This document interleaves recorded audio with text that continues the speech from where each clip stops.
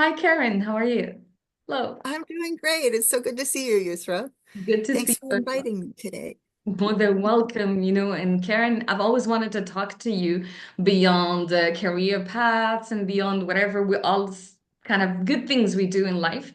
But today we'll talk more about this as well, and we'll talk about Karen in all aspects and facets of her life. So welcome to the Ikigai and Kaizen podcast, Karen.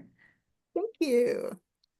So Karen, can you tell us more about yourself? So you're famous in our field, but let's say someone who's not an English language teacher and will be watching this. So Karen, the human being, Karen, the professional. So who is Karen? Well, if I start with Karen the professional, I am an interdisciplinary scholar and practitioner, and I took a long time to try to figure out what an umbrella term was that I could use because it gets so confusing to say, well, foreign language, French is a foreign language, English is a foreign language, academic English, English for specific purposes, teacher training, content teacher training, etc. And I haven't even said the one that I've focused the most on in the last like 5 years, academic writing, Mhm. writing support, writing for publication, etc. And so I realized, oh yeah, I'm an applied linguist. And I was so proud of myself when I figured this out some years ago. And then I realized, Yusra, just like you've said, for people outside of our field, that doesn't mean anything anyway. No, So, it means a so I lot. was like, well, at least I figured it out for myself that I know I self-identify. I'm an applied linguist because basically everything I work on does have to do with applied linguistics. It's academic writing, it's foreign language acquisition, second language acquisition, it's foreign language teaching, it's interdisciplinary approaches to teaching. And even when I train professors in English medium instruction, like from day one, I was like, we have to help them with language stuff too. And so that's when I learned about translanguaging and, have always incorporated those concepts in that training. So I've realized that pretty much most of my work has been, applied linguistics of some kind, whether it's, the more like I've done more quantitative, psycholinguistic and phonetic experimental work and some more theoretical linguistic work, and then just a lot of like practical things like teaching and training and supporting writers and so on. So yeah, Wow. I'm an applied linguist. I do things that are related to uh, how we understand the world with linguistic knowledge and how we teach better with linguistic knowledge. That's a good statement. How do we understand the world through all of this? So let's say, Karen, how did you discover the world and yourself through what you do? It's a difficult question, I know, but Yeah, gosh. I think I've always been very reflective and very interested in observing around me. And my first degrees were in literature.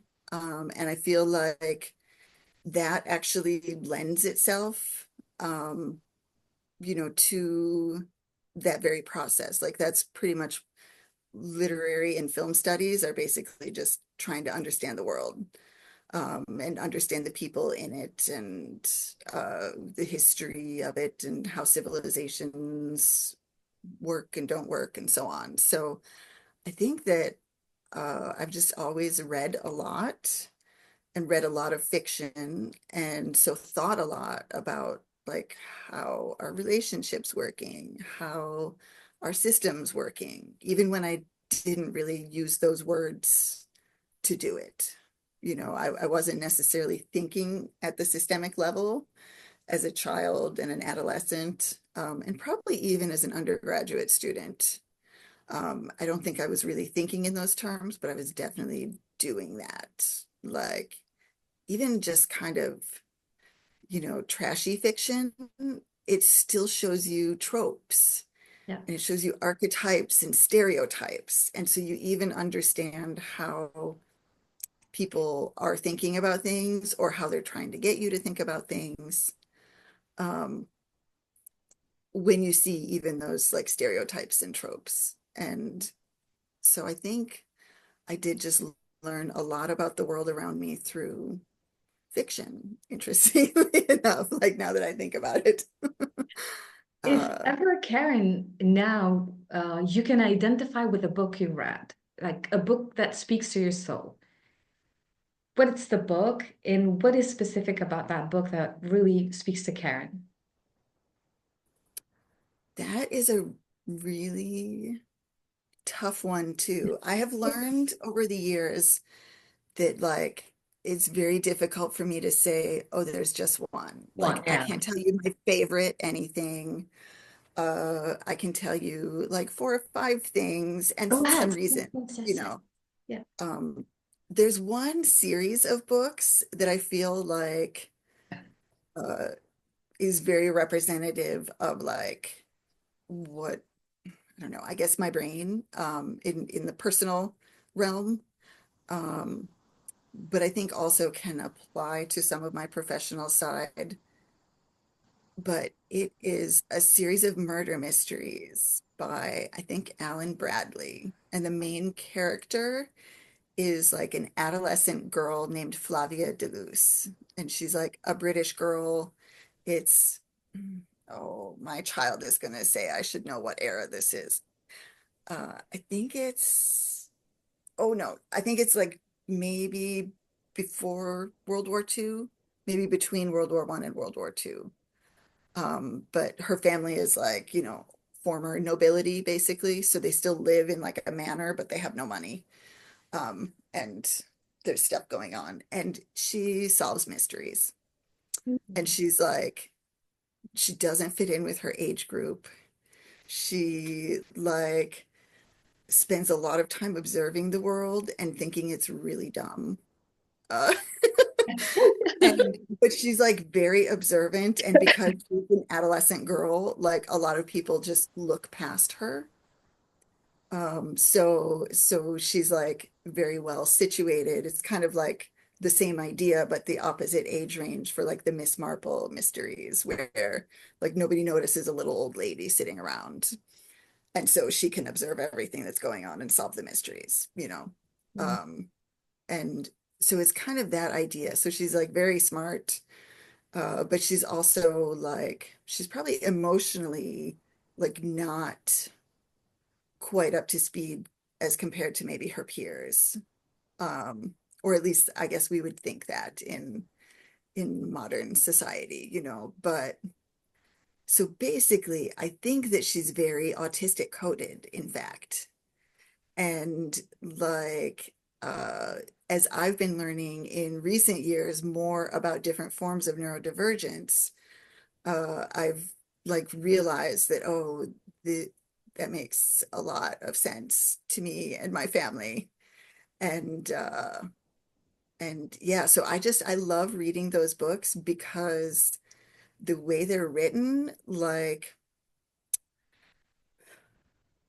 you really get insight into how she thinks and how she views the world.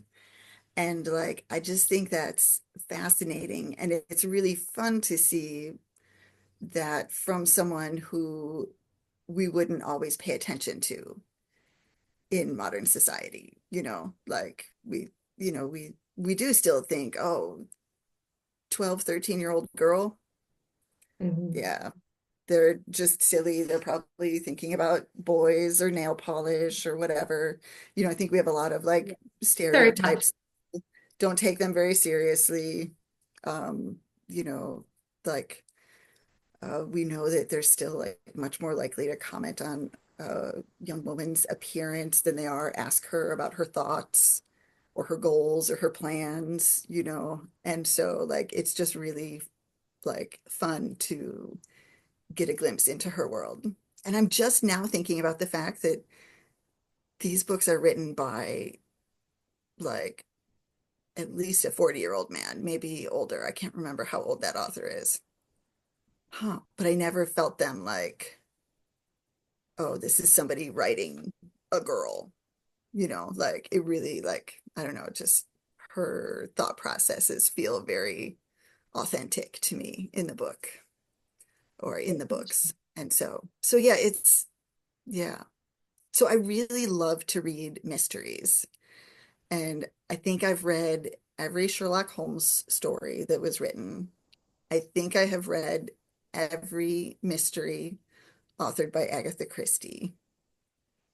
I've read like dozens of murder mysteries authored by Georges Simenon, the Maigret detective series, and then also some of his literary works. Like, I just love the mystery genre. Like, and for a time, you couldn't really get mysteries that weren't also like grisly and gory and violent. And that was like a terrible time for me because I don't like that. Like, I kind of, like if the mystery is a stolen something instead of a dead person, like I'm very happy about that. I'm not a big fan of the violence, but yeah, there's just something about like the puzzle solving process and how much of that process is based on like observations around you, but also your understanding of the people around you, the systems around you, your society, relationships, etc., that I find fascinating. And like I said, I have 2 degrees in literature, uh, and I also enjoy, literature, but like I like to read candy too, like it doesn't all have to be like What are you talking academic about? and smart and everything, Yeah. It's fine. Thank you for sharing. While you're talking about this, Karen, I noticed, your eyes, that spark you had, and, talking about how it can expand your consciousness. And also, there's a lot of imagination and mystery. Yeah. You remind me with myself because I'm majoring essentially in cross-cultural poetics. So I've dealt with that. Talking about that, I remember The Sound and the Fury as well. So all those books that shape our mindset, let's say, in a sense. And usually people don't go to read in those books. They just sometimes buy the books that are sold by mainstream culture. These are the books that you should read. These are the books that shape really that mainstream culture. And talking about neurodiversity, talking about interdisciplinary work, talking about that plurality is really essential. I'm a proponent of plurality in the sense accepting other people's differences and Yes. listening to everybody equally because there is a lesson to be learned by everyone. And those books, they're really, sometimes I notice, especially nowadays, that young people don't read that much. Yeah. The generations did. What do you think of this, Karen? Because I had another question. I'll take note of this before Yeah. I No, forgot it. But no, do I think that's a really interesting question. It's true. When I was growing up, I like always had a book in my hand, and like I would go outside. We had a, jungle gym. I think now they call it a play structure, out in the backyard. And I would literally go hang upside down and read my book out there. I would go, sit on the floor with my legs up the wall, laying on my back and read my book there. Sometimes I would literally stand on my head and read my book. Like whatever I wanted to be doing, like I was reading a lot. And like my brother also was always reading. Like you? when we were growing up, we like didn't know where anything was because when we got in the car to go anywhere, we would both get out of our books and be reading. And then like, I remember being a teenager and my dad being like, "Okay, you're learning to drive. Let's go to Baldwin." And I'm like, I know that my older brother literally looked at him and said, "Which way do I turn?" And he was like, "You're 16. You've been going to Baldwin your entire life." But like we were always We're reading, paying attention. and like, and again, like a lot of it was like not great, but it was just reading all the time. Like that was like we got a lot of our stories. And we also watched TV, like a bunch. We weren't like a no screens household or anything like that at all. It was just we just liked to read. We read a lot.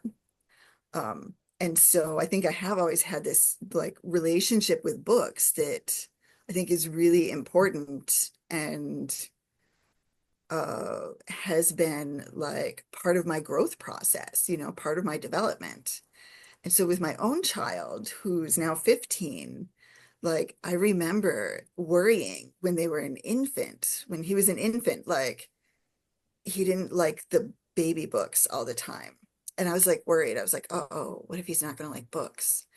And Mm. then when he was like 9 months old, like a favorite book came out. And so like he loved to read Goodnight Moon. And like there were kitty cats in the book. So he would point at the kitties and like vocalize when he saw the kitties and everything. And so I was like, I remember being like relieved when he started to show interest in books. Um, and we read a bunch when he was little. And then he went to elementary school. And in elementary school nowadays, you read a book and you have a worksheet. And sometimes they tell you today you have to read the question on the worksheet and then read until you find the answer. And then read the next question on the worksheet and then read until you find the answer. And even in kindergarten, they had reading homework, which was literally like a space for a picture and then a space for some words. And Oh. they were supposed to read a book every night and draw a picture about something in the story and then write something about whatever was in the story. Mhm. And like, I was so excited with this. I thought, what a fun thing to do because like you get to read, you get to draw, and you get to write. These are all like great things. And my kid was like, I cannot believe you are asking me to do this. And like, basically, like, I realized over time that there was just too much direction. Mm. And when I think about it, for me as a kid, I was always reading. I chose what I read. Like nobody chose it for me. Like I chose it. I went to the library and chose it. I went to the bookstore and chose it. I went to the school library and chose it. But like, nobody told me, hey, you have to read this. That. Like Mm. the earliest I remember that experience was like fourth grade. Still remember it was Isaac Asimov. I still remember I was really bored. I'm sorry, everybody. I haven't read much Asimov since then, so I can't really comment on it now. But like, and my kid just like gradually stopped liking to read. And he's still kind of like mad about it, but he's starting to get back into book reading now because he's like, I don't want to let them win. And Mhm. it's not fair that like I shouldn't let them take this away from me. Yeah. Um, and so he did like kind of stop reading books for a while. By about third grade, he was starting to like slow down on book reading because everything was just another form to fill out and another somebody else telling you how to think about it. And there wasn't really imagination. It was not great. However, there was still no shortage of reading other things. And so, like my own child, he has always been a really strong reader and he reads a ton, just like what he needs to read. And so, like, if he needs to know how to do something, he reads about it. If he's interested in a topic, he reads about it. And then he also, like ear reads, he listens to a lot of things, videos. Um, and so, like, I have just been interested to notice that you honestly wouldn't know that my kid doesn't read a lot of books from talking to them.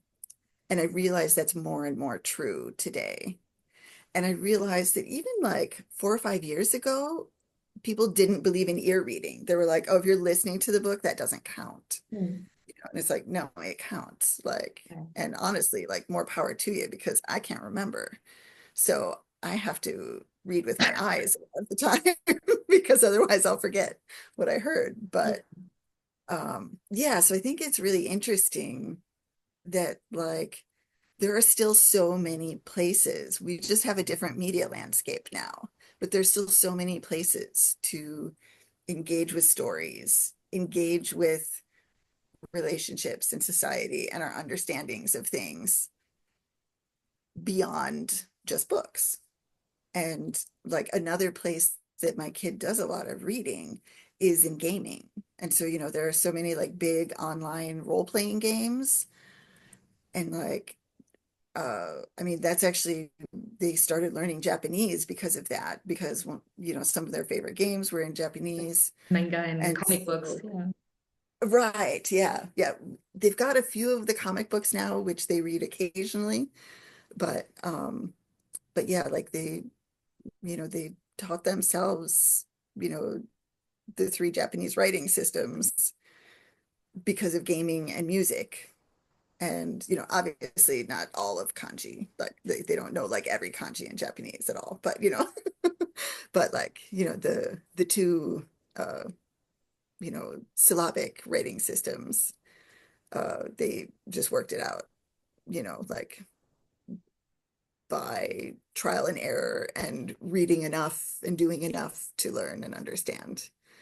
And some of the storytelling in these games is just amazing. And like the one they're playing the most right now, like I've been, you know, trying to watch a lot of the story update portions with them.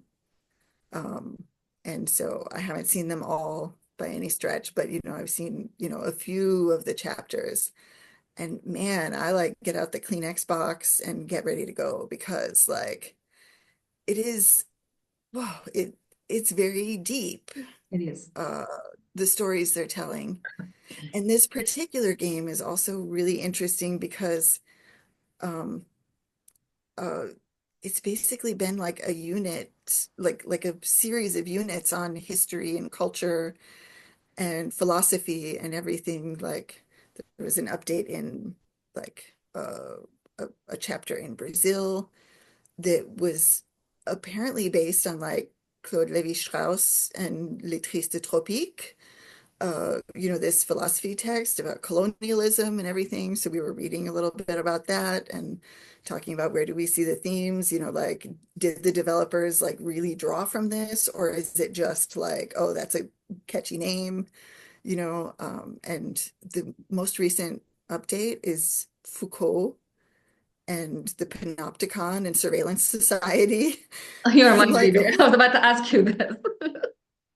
I'm like, oh my God, you're like doing, you know, like graduate curriculum here to play your game, you know, like it's crazy. Yeah. Um, so yeah, they do like they they're reading the words coming on the screen a line at a time as it goes through the visuals of the That's it. games and stuff, It's rather than reading just, you know, blocks of text.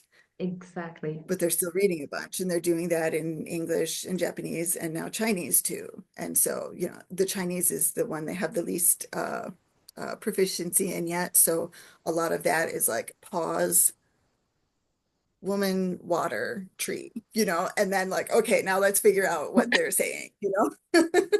uh, but yeah, it's interesting. So I think it's just different now. And like, yes, I feel nostalgic about the idea of like, oh, you know, I used to just curl up in a chair with a book on paper. I almost never read books on paper anymore either because I now I will lose them. I won't have them with me when I want, when I have the time. So everything's on my phone, you know, like uh it's not perfect, but we're still reading and it's good. And yeah, sometimes It's ear reading, happening. sometimes paper reading, sometimes screen reading, you know. But yeah, so I feel like that one, yeah, a lot of a lot of the concerns about, oh no, kids aren't reading, I think is like to a degree our fault. Because also the other reason I could read all the time is that I walked home after school and I could read because I didn't have aftercare. I didn't have seven activities that I had to do. I didn't have the sports match and the violin practice and the everything else. I could just go home and read. I could go home and mess around, like I had time. And our kids today, like many of them don't get that. There's Uh, There's a proverb in our culture, Karen. It's in Arabic, and it says, "Don't bring up your children the way you were brought up, simply because they were born in a different time and for a different time." So mm, in Arabic, it says, "لا تربون أولادكم على." I don't want to paraphrase it wrongly. So yeah, yeah. like. لقد ولدوا لزمان غير زمانكم. So it's a different, zaman means like time different. It's different. Oh, like Turkish, saman. Come on, yeah, it's from Arabic. Yeah, yeah, yeah. Okay, yeah, yeah. Okay.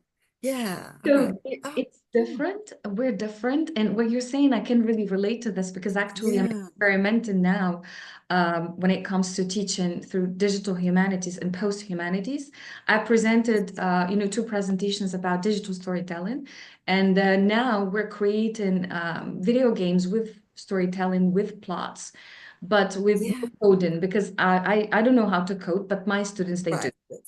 So what I do That's is awesome. I guide them through the process of storytelling and they do the coding part with their own techniques. And there are a lot of websites now that we do. And actually, I wrote an article last year and it's about the use of podcasting in that sense. But now I'm Oh, yeah. developing this in research for my PhD and it's related to all of this. So what you're saying, where you're talking light bulbs, it's like, I can relate to this. This is, that's why I told you you're a mind reader, and you talked about the panopticon and the whole, video games as being, just like the Matrix Yeah. stuff. It's like it's a system, simulation, simulacra and simulation. It's there. Yeah. They multitask. We call it even multi-skill learning. It's like they can read, Yeah. listen, speak. They can learn even Yeah. language if they, stream live with other participants, from Right. other sides of the world. So they do Hmm. multitask, multi-skill, Yeah. multi-language. All of this, that diversity we're talking about, it's there, it's happening, and it matches that also neurodiversity in this sense. Because, Yeah. many students now, if we don't gamify an activity for them, whether simple, whatever, is they would like to see it visually. They're more visual learners. So we were Mhm. patient, just like you said, reading a book all through the way for a road trip. For them, it's boring. So they have created their own system. Uh, Yeah. Myself included, now I'm more into listening to an audiobook, maybe creating one. Yeah. Like I'd Me like to read too. books to others, for instance, who cannot read them. So they enjoy Yeah. listening for more accessibility. So, and what else? It's amazing what's happening nowadays. I believe in freedom. It's that blooming. Everybody. Yes. You want to read this way, you can read a paper-based book. You want to listen to it, go and listen to it. Just like students in the classroom, the Exactly. activity is differentiated. The most important thing is like the learning outcomes, the learning objectives that are met. Basically, how it's different, but let's say the result, it will be the same. Just like what I do, for instance, in writing. So we're going to transition maybe from reading to writing because I've heard you saying, and I know from what you post, Karen, you teach academic writing, isn't it? Or is it technical? Yeah, it's So can you tell us more, Karen? How do you approach teaching writing? How do you teach it? Do you teach it the way you were taught, Karen, or do you teach it your own way, or how you expect your students to receive it from you? yeah, that's a really great question. So, um, for teaching writing, I think I definitely began teaching the way I was taught, and that was in French. And so, like, the first writing classes that I taught were in French, not in English. And And I really did draw heavily, especially from the writing instruction that I received while studying abroad in Strasbourg in France. Oh, And you have a like, French background, Karen. Can we talk about this if you want later on? I've noticed through yeah, your félicitations et merci. oh, So merci. let's Ah, oui, oui, explore no. this. Yeah, yeah, no, yeah, and I miss French a lot, so very happy to code switch. It's Tunisian. Um, If you watched my last video, this is like nothing related to the podcast. So a lot of people reached out to me. Yusra, is that Tunisian? There's a lot of code switching. It's like sometimes I speak Arabic, right, sometimes it's French, other times it's yeah, English, sometimes Italian, yeah, the language. that's that's how language actually Yes, works. yes, yes. Yeah, yeah. Oh my gosh, yeah, I could do like 10 hours about that. Yeah. Yeah. If I think about how I learned writing in French was actually really interesting to me. Like we started our class and we had to write an essay and immediately. And I was like, wow, we're getting right into it. But, I had been getting A's in all my French classes before I studied abroad. Uh, and like I was pretty good at grammar, pretty good at vocabulary. So I was like, okay, this should be fine. It was not fine. I got a very bad grade on my first French writing assignment. So I got a terrible grade on my first writing assignment. And I spoke to the professor about it and asked her like, what can I do? I'm so worried. I always got good grades before. I'm trying really hard. I promise. And she was like, well, dear, um, think of it this way. At the very least, you really can't get any worse. So I wouldn't worry about it too much. And I was like, wow, that was like very French. Like that's Yes, the absolutely. that's the compliment that, well, you can't get worse. So, Yeah. I'm sure it'll be fine because you can't get any worse than this. Whoa, for real. And I was like, okay. And so I thought, well, I guess I better go get to work. But Yes. then when we got to the next class, she said, okay, now we're not going to write for months. Mhm. Now you start reading Um, and summarizing and paraphrasing. And so what we did was really just very analytic reading and writing. It was like we would have a magazine article to read, and she would say, today you're focusing on transitions. mhm. This article, understand the content, and go into notice all the uh, transitions that are being used and how they're being used. So I want you to notice one word transitions, phrasal transitions. I want you to notice transitions between paragraphs. I want you to notice when whole sentences are acting as transitions between ideas. Um, and so we would do that. Sometimes we analyzed particular grammatical structures of verbs, but most of the time it would be more functional, like how is time expressed in this article? And then you'd be like, oh, well, I can see it in the verb tense. Oh, I see it in this adverb. Oh, I see it in this content because they're talking about, like things that happened in their childhood. And we know that they're a 40-year-old person because they already told us that. So we just had this like regular practice of learning to really analyze a text for how it was put together and why it was put together that way. Um, and and then when we were allowed to write again, uh, by that time we had also thought a lot about the thèse, antithèse, synthèse structure, the thesis, antithesis, synthesis. And so like that was just the most natural structure for us to use in writing by the time we had finished our analytic period, because they definitely chose things on purpose. Or, okay, also it was France, so there was a lot of stuff that did follow that, Mm. structure, uh, just naturally. But so we we did that, and I realized like I still use that today all the time because it is, it's useful for thinking about things. Like it's not just an essay structure, but it's a thought structure. It's a way of viewing the world and analyzing the world.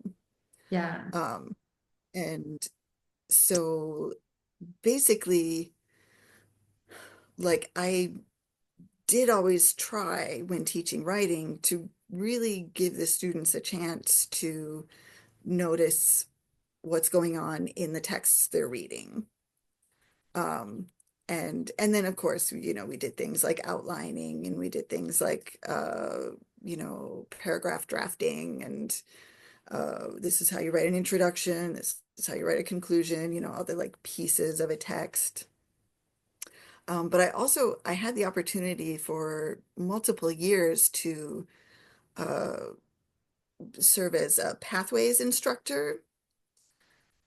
So in that, I was teaching international students, but my role was to support them in succeeding in their university mainstream classes. And so I collaborated with their university writing instructor and taught my own breakout classes. I also attended their writing classes with them. So this was like amazing because I got to observe so many writing teachers, like literally observe them for entire semesters at a time because I attended all the classes with my Yeah. students that informed the kinds of activities and assignments I gave the students in my class. And there was one instructor in particular who I worked with multiple semesters, and um, he was really, I think, one of the first writing instructors that I met who really kind of acknowledged like more bottom-up processing. And it was really valuable. Like he used to have the students, read a passage, and then he would say, okay, now I want you to write everything you think about the passage. Mm. And now I want you to read what you wrote, and I want you to notice what ideas kind of connect to each other. And now, when you see the ideas that seem related to each other, now can you say like how they're related to each other? Now you have just written a paragraph. And your topic sentence is these ideas are related to each other in this way. And now you can go look for a quote from the text if you want, or paraphrase something from the text if you want to, illustrate that. And now you can explain with all the thoughts that you already wrote down. And I was like blown away by this. And the students were too. The students just produced so much more thoughtful work this way. Um, and in so many writing classes, it's very top down. There are literally people still saying, come up with your thesis statement so that you can write your essay. Oh my God, no. Like you have to write 3 pages to find out what your thesis statement is going to be, right? I Yeah. literally, until my second master's degree, I would write a first draft of a paper if I had an outline that was due first, because I could not write an outline first. I couldn't do it until that point, like because that's not how my brain did it.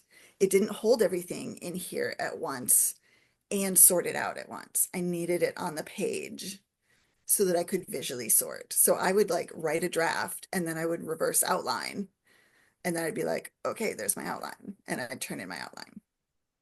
Um, and I always thought there was something wrong with me for this, but I was like, well, I get the job done anyway, so that's fine. Not going to worry about it. And I always got good grades on writing, so I figured it was fine. But it never really occurred to me to tell my teachers, I have to go write the paper to do this part of the assignment, right? Like, I thought I was the weird one, and that was it. And now that I have supported, hundreds, if not more than that, of writers, I know that I'm not alone in that. And that's just more bottom up thinking. It's more bottom up processing. So when it comes to teaching writing, so as you said, myself included, I've observed many teachers, and part of the training that I took as well, especially the Celta one and the Delta, of course. So it's like pre-teaching vocabulary. It's like I always explain this when it comes to write, maybe speak, just like going for camping. It's like you never go to camp without getting your own, materials ready, like a tent, something to do. So what I do is like I pre-teach some of like before reading the reading activity, I take some of those challenging words, and we Mhm. scaffold like kind of that pre-teach it through photos, through songs, through different Right. visual aids so that once they will be reading the text, they know what is that. So, and the whole activity is kind of um, organized and scaffolded in the sense they will be having some of that vocabulary useful to the writing. Hmm. When it comes to writing, it's always, assisted, not still AI. We're going to talk about AI still there. Yeah, yeah. Assisted in the sense that you can start with prompts, differentiated in the sense sometimes I can give them jigsaw puzzles, so that, for Right. instance, they can read and complete sentences. It's not like just write the whole essay and this is it. So at Right. some particular levels, we can support them Mhm. until they can be much more independent learners and Mhm. autonomous in the sense they can write a whole paragraph themselves. Right. Yeah. After this, for instance, we can take a whole text, no, kind of scramble the paragraphs and ask them to organize them so that they Mhm. know this is the introduction, this is the body, and this is the conclusion. Some basic things. Now with AI, things have changed. So before elaborating on this, I'm interested in knowing how you implement AI, Karen, in your teaching practice. Yeah. So the part I haven't said yet is that I haven't been in the classroom teaching writing for a Mhm. while because I moved to a different role as a writing support specialist. So what I've been doing the last several years is supporting writers in whatever they need to do, but I'm not giving the grades, I'm not giving the assignments, etc. So students come see me when they need feedback or help with their writing assignments in their classes. And I have honestly just adored doing this. Like, I love it so much because I have realized, as I've learned more about neurodivergence, as I learned more about, kind of colonization, honestly, there's a lot that's not great about our educational systems.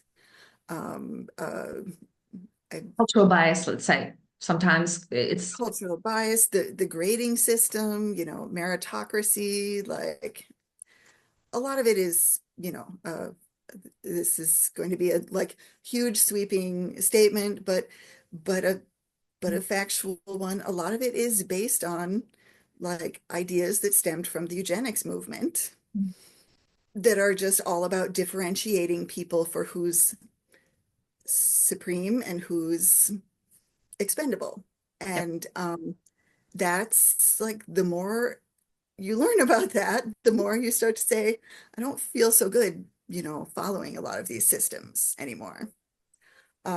So I've been really happy to move out of the classroom for that reason, to not be involved in the grading and the ranking and all that, because I just don't really believe in it much anymore.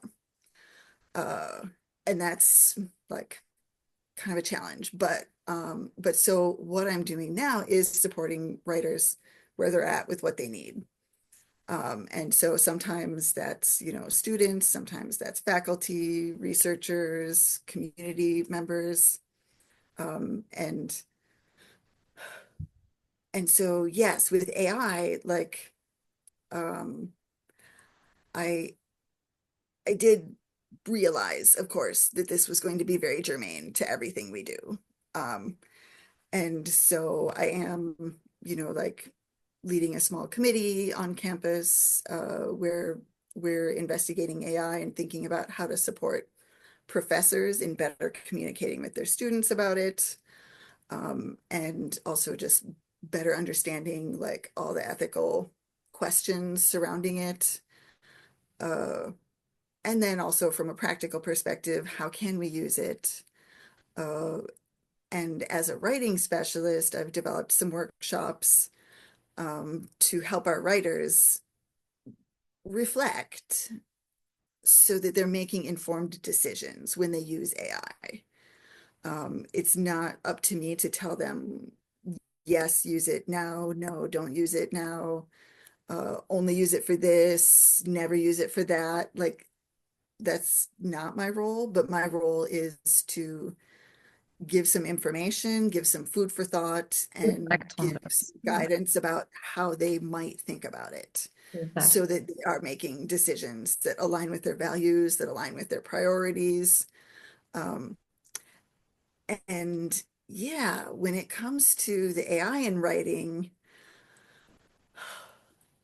it's so interesting because on the one hand, like, what a brilliant tool to help you with so many things, like uh just the idea of like it can almost function like a working memory for you.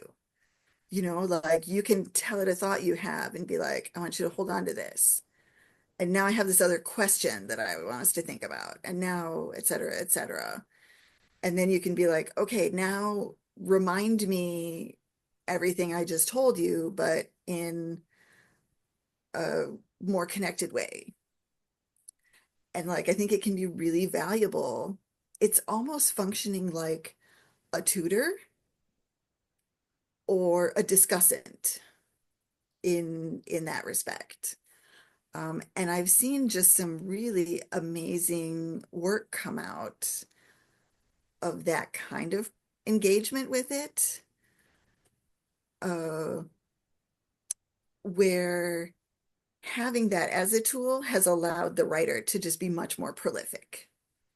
Um, I know of one writer who, uh, writes essays, writes content online, and their typical content essay would usually take them about 6 hours by the time they, did all the research organically for it and thought through all those questions by themselves for it. And now that kind of process takes them about 2 hours, which is a huge difference and allows them to, share a lot more of their very valuable ideas with the world.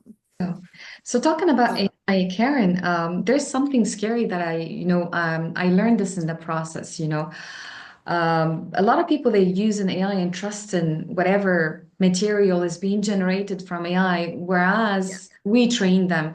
If you remember in my one of the workshops, that I delivered recently with the CPD-PLN, I created my Mhm. own chatbot as a coach, and Yeah.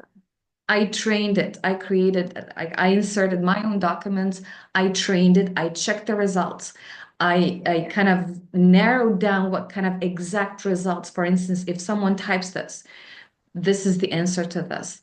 By inserting all that data, it's scary, risky in the sense that sometimes Mhm. people trust AI, where those chatbots are being trained in the sense all the information that you're sharing there, it's your private life, it's your information, it's your Mhm. copyright, it's your article, whatsoever you're doing with that to write it down. So what's behind the screen is scary. So going through that creative stage of doing the chatbots themselves, and Mhm. the error probability of the results that can be generated, people relying on this, I'm scared, honestly, because of this. Yeah. Well, and so I think that links back to several issues that I have with it. And so the people I am thinking of who use the bots very effectively this way, one of them has his own that he hosts on his own server that is not connected to the internet. So none of his data is going back to the cloud. Yeah. So it's not there. He doesn't have that privacy concern. And also, he's like a full-grown adult, already educated, already a career professional. Yes. So he can effectively evaluate what it spits back at him. And that is crucial. We can't give this as a tool to someone who's going to just believe what it says and who doesn't have the knowledge to vet when it's right and wrong. And that is what we're doing right now. Exactly. There's And an incident. Yeah. not good. Sorry to Yeah. interrupt you. Go ahead. Yeah, go ahead, Karen. Yeah. And so I think that is one major concern is how much people just believe what it Trust. says and how much people believe in its objectivity. It's not. But in fact, we know that all the different engines do return different results based on how they're We're trained. programmed. Yeah. But also they all gather data from what? The internet. Yes. What the place that shows all of the stereotypes, all of the biases, all of the things that are wrong about the way we view people in the world? It's the internet. Like, I can't remember what it was, but I think there was even just a little Twitter bot, Mm. like somebody made a little bot to allow it to start making its own tweets. And they had to shut it down after, I think, less than 24 hours because in that time it began spouting like racist, misogynist, Yes, I've Nazis heard about propaganda. it. But okay, yeah. Cosmic And so, catastrophe. right, if we ask our students, like, hey, find out, about this topic, and they Mm, just go to AI for it, mm, hey, generate an image of a doctor. mm, How crazy. It's another old white man. Very interesting. All mm. the doctors are only old white men when you ask the image generator. Mm. Oh, what about nurses? Oh, they're all women. Very super. What So, about maids? They're yeah, all people of color. I You tried, know, Karen, to generate a photo for Tunisia's Independence Day and asked AI, can you generate a photo relevant to this? So AI got me a bunch of, stereotypical images. Um, Most of all, they do not represent our culture as Tunisians. We're right. Arabs, but we have different ethnicities. Clothing style is different, a lot of things, but it's stereotypical. It's ChatGPT, it's Hmm. not any other one. But we should really think again before using this. And a lot of students they do rely on this for generated presentations, research papers. Right.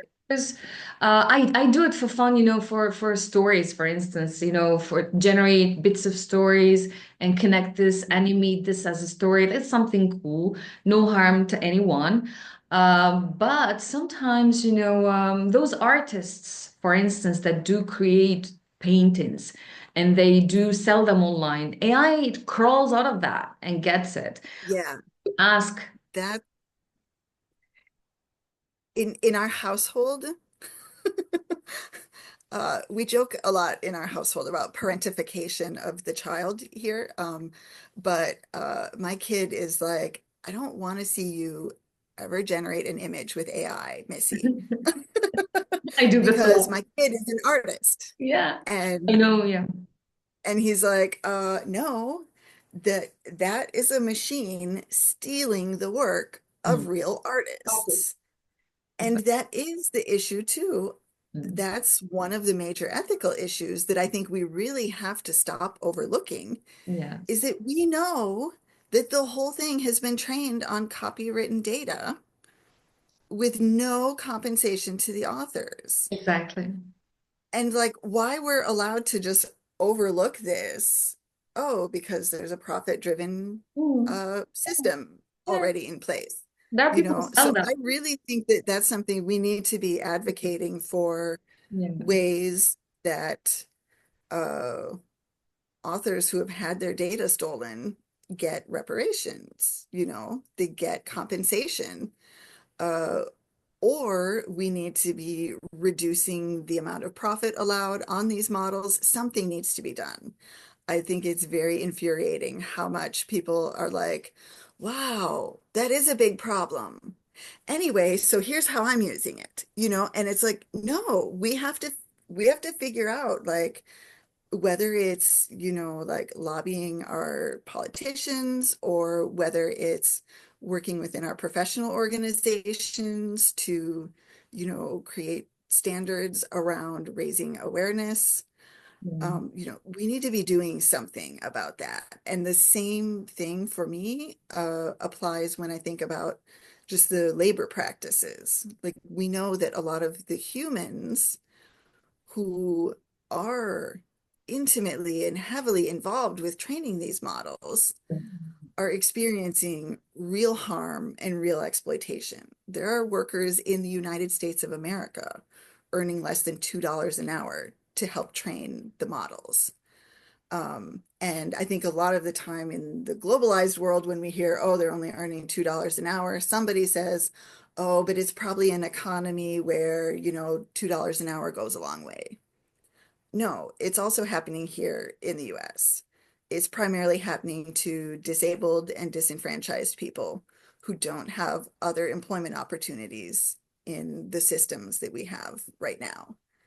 So they have to, like, they already have such challenges that they can't keep a regular job per se, but then they have no choice but to try to earn something. And so their labor is being compensated at only $2 an hour instead of at least a paltry minimum wage. And, no benefits, no security.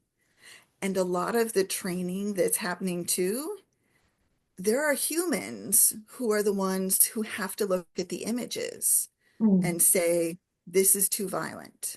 Mm. This is too graphic. Yeah. This is too brutal. Mm. A human has to sit there for 8, 10, 12 hours a day To looking at validate. just the most horrific images to tell the engine, don't show this. No, bad.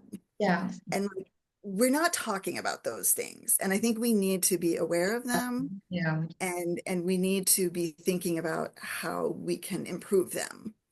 And it feels like, like, well, what am I going to do? Like, well, yeah, just me, just you, we're not going to do anything. But together we can do something if we keep talking about it, keep bringing it up. So I feel like a broken record, but like you could get really confused listening to me talk about AI because in one breath I'm talking about how Mm. amazing it is to support people with a variety of disabilities or just disadvantages in society, like lack of Mm. time. Yeah. Uh, and then in the next breath, I'm like, and also, It's good. Thèse, antithèse. It's your exactement, essay. exactement, Your right? essay. It's your essay. So, Yeah, Karen, the good thing about AI is just like, on the cigarettes, package, you can find smoking. yeah, The AI has that disclaimer that all this information might be wrong. So that's why but right. people never read it. People continue smoking AI. Right. So, Well, and I'm interested too, like, like, I don't know, it feels like that's kind of a cop out in a sense too, like, because I guess in a way, yes, we all do that, but also in a way, like, if I go to the auto mechanic Mm. and the auto mechanic says, well, I'm going to do my best, but I might mess up your brakes. You know, if I die because he messed up the brakes, my family can sue him, you Mm. know, Mm. Mm. Yeah. but like we don't have that kind of recourse with Yeah. the Yeah. large language models. Yeah. Yeah. They And, do the like disclaimer. they Yeah. just they yeah. They Yeah. tell So you. I'm kind of interested in that, like, I do wonder to what degree could they make it better? Ah, that can be a topic for a And webinar. It's a good yeah, one. like, because I mean, the tech industry has been Yeah. using us as beta readers and testers Yeah. for generations Yeah. already. And I do wonder to what degree we're just beta testing things. Everything. Everything. Yeah. So, Yeah. Almost uh, everything.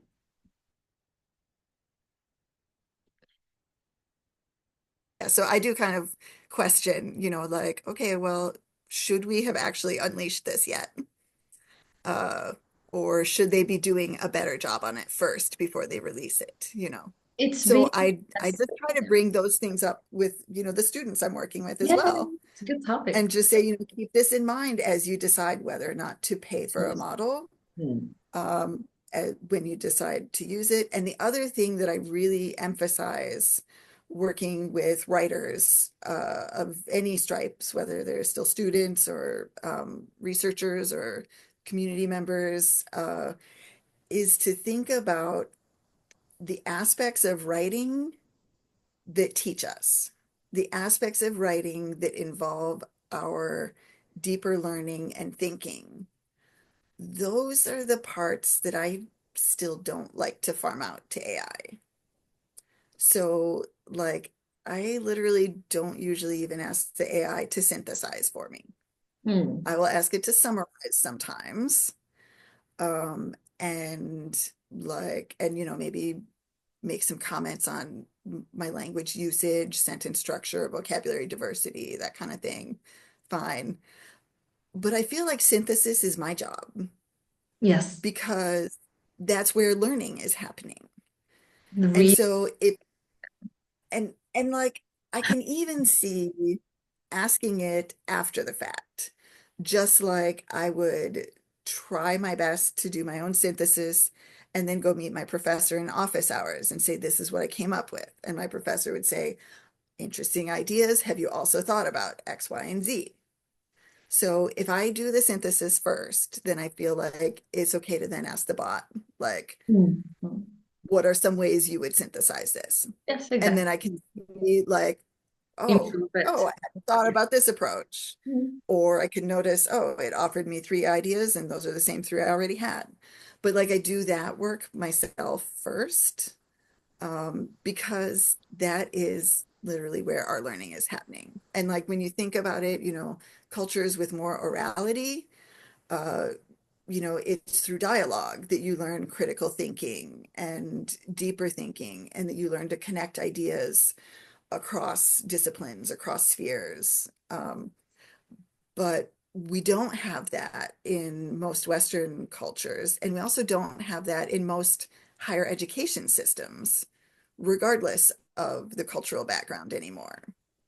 And so I feel like we can't, discount how much thinking we learn to do in the writing process and how much of our deeper learning happens in the writing process. And so I really always encourage the students, like try to do a lot of it first and then ask the bot to Yeah. think, Yeah. or make a priority. If you know you're already like actually really good at outlining Mm-hmm. and you like genuinely don't need a lot of practice at that because you're already like you're kind of a top-down thinker anyway, then yeah, save yourself the 20 minutes you were going to spend on it and do that in a second. Mm-hmm. Have an outline that you start writing from, but think about like what area it is that you still struggle in. That's probably the area that you want to think about. How can I use AI to scaffold that rather than do Do it. that? Or how can I use AI to be faster in other areas where I don't really need as much practice Mhm. so that I can spend my time and energy in the On the struggle yeah. of the hard part, etc. Yeah. And I just and as soon as I say that, then I also am hearing in my head, but neurodivergence and dopamine, like we know that also, the kind of common advice in society is eat the frog, do the hard part first, do the hard part yourself, get it over with. Mm.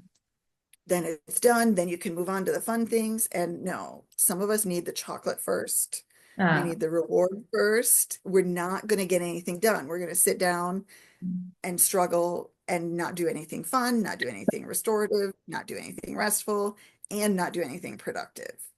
So I will say that with the caveat, I guess this gets back to why actually we still need humans. Mm. Because I think when you are in that situation where it is going to be a really huge struggle without the AI, but you still need to learn that skill, that's when you need to be interacting with humans about it so that you get support and scaffolding and kind of a good combination of structure and freedom for you and your learning as an individual. And so, yeah, I just think a lot about this. Basically, some studies about education over history, have always been trying to find like what's the best teaching method, what's the best way to learn, et cetera, and can we generalize that, et Yeah. cetera. But someone did a study just looking back at history, like no matter the background of the people, when we think about the people in our historical canon who are viewed as, revolutionary, innovative, thoughtful, amazing thinkers that we should learn from, what almost all of them have in common is that for one reason or another, they had a lot of private tutoring. Mm.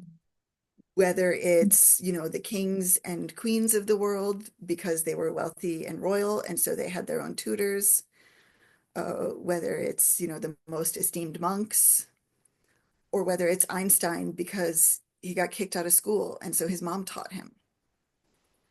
Like almost all of our great minds have been people who had individual tutoring. Okay. And so it's like, on the one hand, we think, well, can AI step in Mm. and level the playing field a little bit and be the individual tutor to more people? And I kind of think maybe, but I think we still need the humans.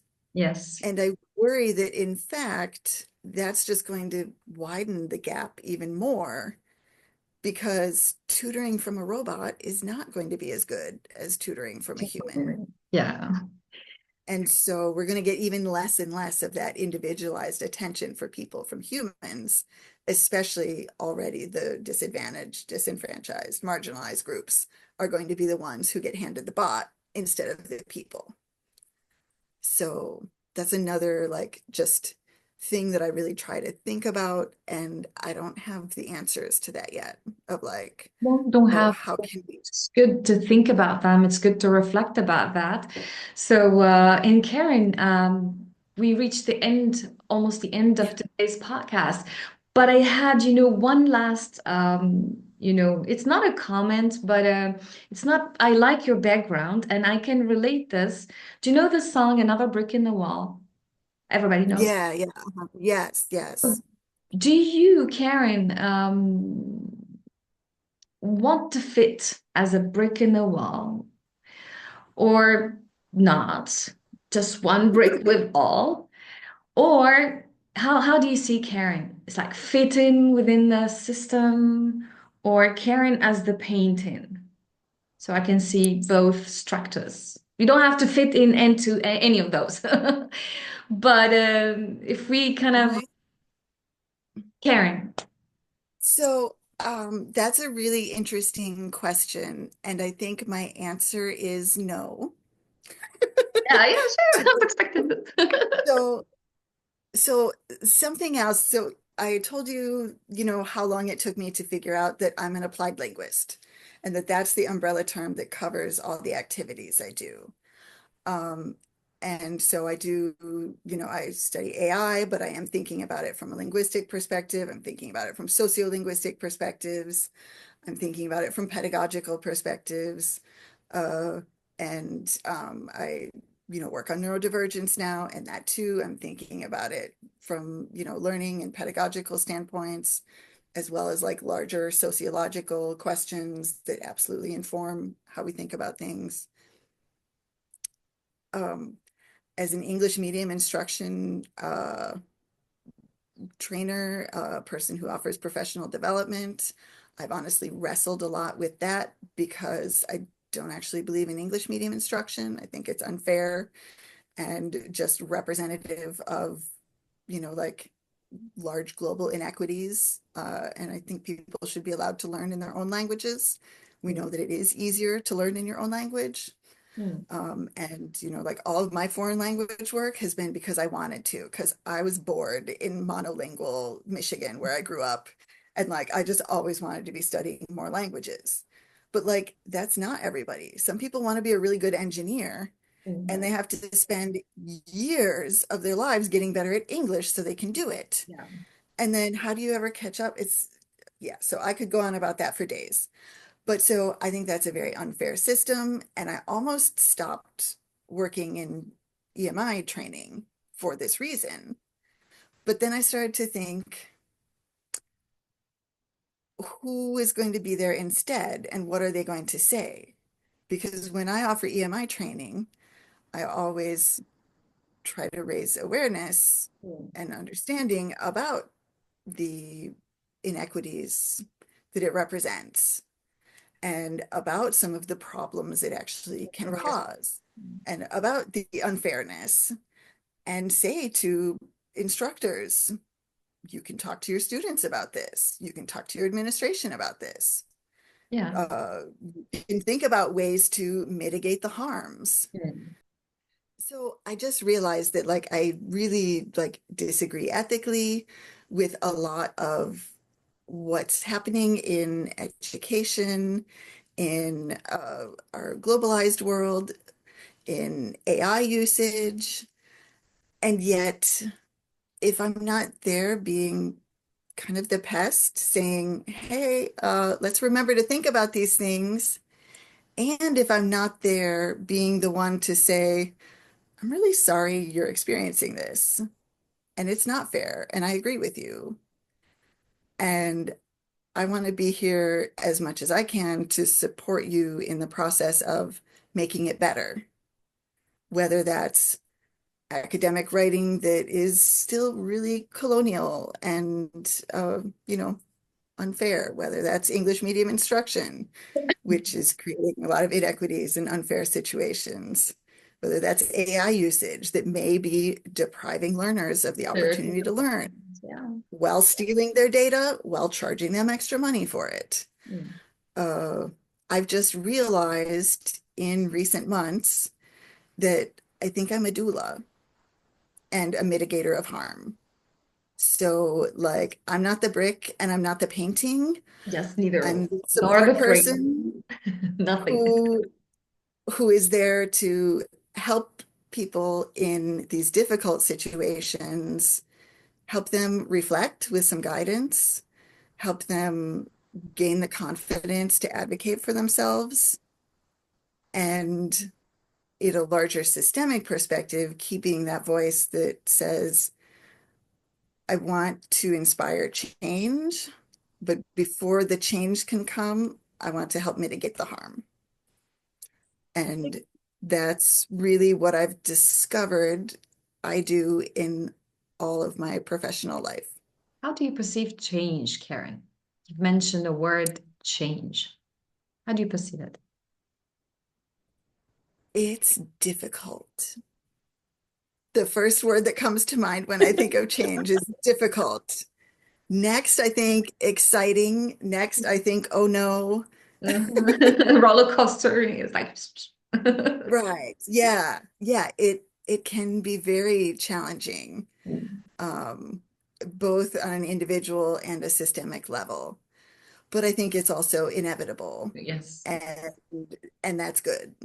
We as humans are dynamic, our systems are dynamic, our relationships are dynamic. Um, and so it is, uh, I guess it's not even inevitable, it just is. It's life. It's the Us name of the experience. Yeah. yeah, yeah.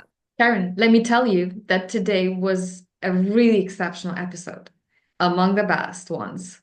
And Very glad to hear we dive deep into not sticking to Ikigai and Kaizen, whatever. So that title is, just there to let people maybe be aware of it. just they're allowed to be themselves in here. And that's, I hope I provided you with the space today that you express yourself the way. Well, and for me, this does all connect to Ikigai and Kaizen, in fact, It doesn't have to. because it is about it. No, it really is. It's about like that growth and change, No, and it's no, about that Karen. improvement. Let me And say this, and to everybody who's watching this, no, using the word ikigai, I don't see it as a Venn diagram, as something, right, yeah, brain. You should fit into that, break into that wall. That's why I asked you the question. The word yeah, itself, when I explored it last year, I referred back to the Japanese culture itself.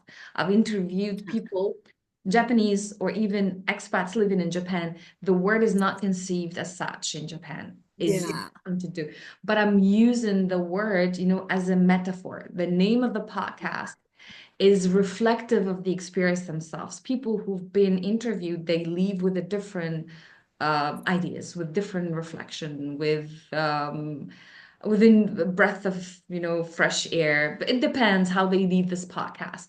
The most yeah. important thing is that it's a safe space, a place where people Mhm. are allowed to be themselves and talk about what they want, their lives, how they see it, how they perceive it. I'm not imposing anything. I'm just here to listen, to help reflect Mhm. with some questions.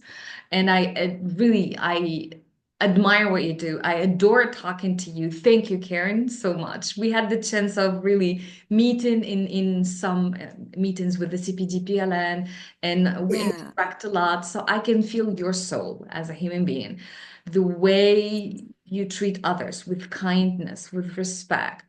That diversity you're talking about, it's expanded at all levels. The respect is there, professionalism is always there. So Karen, I really thank you so much for being my guest today. And it's the title to this podcast can be, consciousness expansion. It's like we've nice. I we've love been it. we were exploding, talking about everything in that comes, aligned with our values. So thank you so much Yeah. again, Karen. Would you like to add something before we wrap up, please? Thank you. I would just like to say that I also just had a wonderful time talking with you, and I've also always enjoyed engaging with you, and like I felt so happy when you invited me to be on the podcast.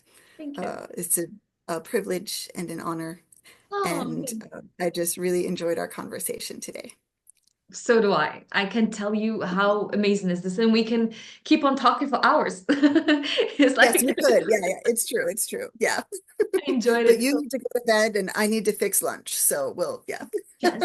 Thank you. Thank you, Karen, so much. No, we can, catch up Another on time. any other day, when you Great. have the cafe meetings with CPGPLN, I'll make sure I Yeah. jump in one of those.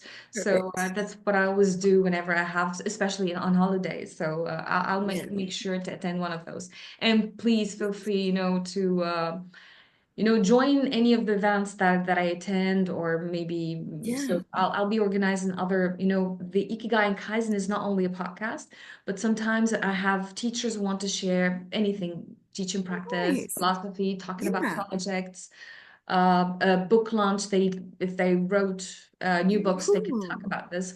So it's Yeah. an open space to everybody who wants to talk about something they can relate to. So Very cool.